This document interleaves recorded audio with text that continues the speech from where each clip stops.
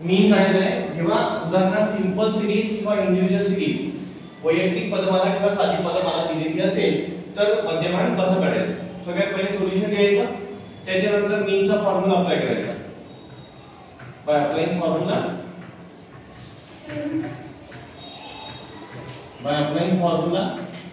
Apply करायचा आपण formula m summation x divided by n, putting the value in the formula.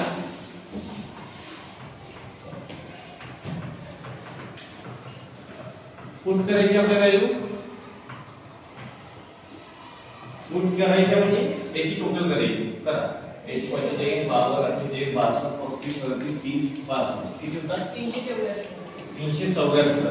आणि त्यांनी काय म्हटलं की एकूण किती विद्यार्थी आहे, एकूण 8 विद्यार्थ्यांमध्ये. ठीक आहे.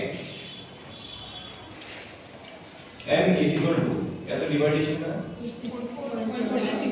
41.46.75 अप्रॉक्स होगा. तीन आकडे सगळा होईल